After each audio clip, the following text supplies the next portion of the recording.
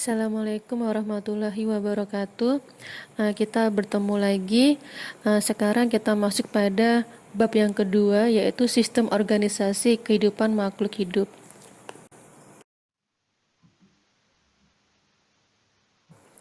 Sistem organisasi kehidupan merupakan suatu perangkat elemen-elemen kehidupan dari struktur yang terkecil sampai yang terbesar, berupa sel, jaringan, organ, sistem organ, dan organisme yang masing-masing mempunyai tugas dan fungsinya tersendiri untuk menumpang kehidupan. Itu sekilas tentang sistem organisasi kehidupan.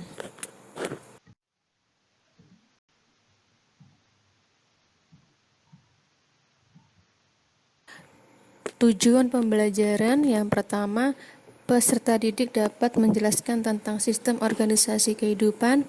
Yang kedua, peserta didik dapat menjelaskan pengertian organ. Yang ketiga, peserta didik dapat menjelaskan antara jaringan, organ, dan sistem organ.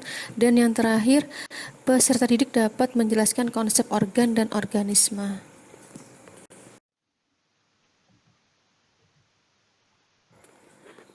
Selanjutnya di sini ada diagram tentang tingkatan organisasi kehidupan yang berupa tingkatan terendah sampai yang tertinggi. Yang pertama molekul, sel, jaringan, organ, sistem organ, dan organisme.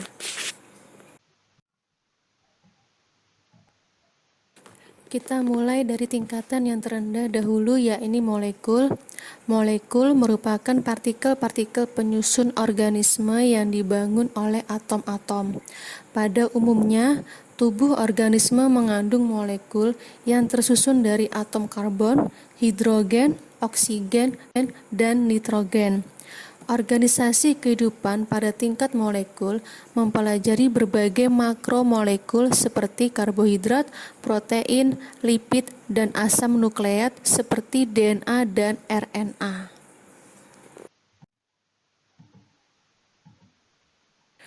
Yang kedua yaitu sel. Apa yang kalian ketahui tentang sel? Sel adalah unit struktural dan fungsional terkecil dari makhluk hidup. Setiap tubuh makhluk hidup tersusun atas satu sel atau uniseluler, dan ada pula makhluk hidup yang tersusun atas banyak sel atau multiseluler. Sel mampu melakukan semua aktivitas kehidupan dan reaksi kimia untuk mempertahankan kehidupan yang berlangsung di dalam sel. Dalam sel terdapat berbagai organel yang menjalankan fungsi tertentu. Misalnya, mitokondria berfungsi sebagai tempat respirasi seluler, ribosom berfungsi sebagai tempat sintesis protein, nukleus berfungsi mengatur seluruh kegiatan sel.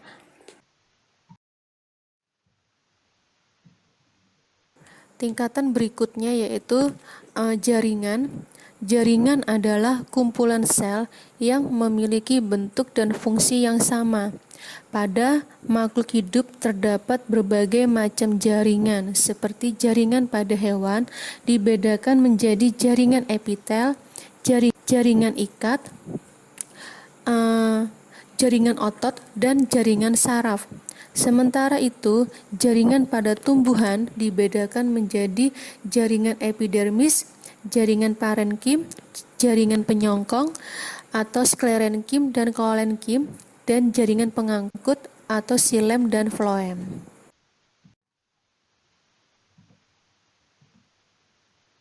Selanjutnya yaitu organ. Organ adalah sekumpulan jaringan yang memiliki fungsi dan struktur yang sama. Organ menjalankan fungsinya dengan didukung oleh organ lainnya, sehingga membentuk sistem organ. Semakin besar tingkatannya, maka organ-organnya akan semakin lengkap. Contohnya yang pertama yaitu organ yang ada pada tumbuhan. Organ utama yang dimiliki tumbuhan adalah akar, batang, dan daun. Organ lainnya seperti bunga dan buah sebagai modifikasi dari salah satu organ. Yang kedua, organ yang ada pada manusia dan hewan. Organ yang ada pada manusia lebih lengkap dibandingkan dengan organ yang ada pada hewan dan tumbuhan. Setiap organ tentunya memiliki fungsi masing-masing secara khusus. Misalnya, mata digunakan untuk melihat, lambung untuk mencerna makanan, dan hidung untuk mencium bau. Selanjutnya yaitu sistem organ. Sistem-sistem dalam organ saling bekerja sama untuk membentuk sebuah proses kehidupan dalam organisme. Beberapa sistem organ yang ada pada tumbuhan antara lain sistem pengangkut, sistem pelindung, sistem penyongkong, dan lain sebagainya, di mana sistem ini dihubungkan dengan akar, batang, dan daun.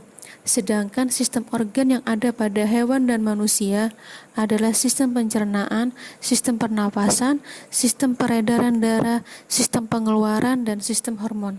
Sistem-sistem ini saling bekerja sama membentuk proses kehidupan organisme.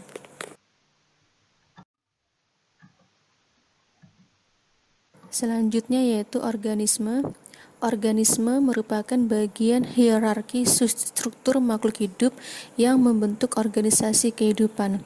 Organisasi kehidupan terdiri atas atom, molekul, organel sel, jaringan, organ, sistem organ, dan organisme.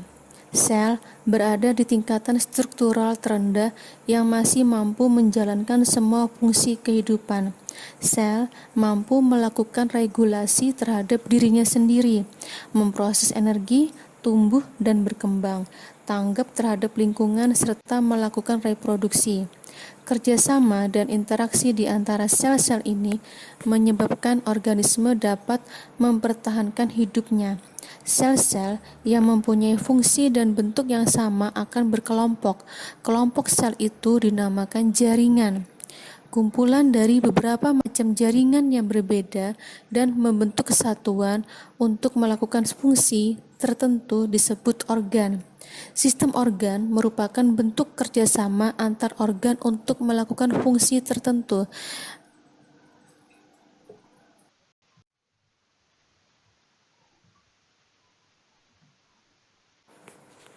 Selanjutnya, kerjakan tugas yang bisa kalian akses pada link di bawah ini.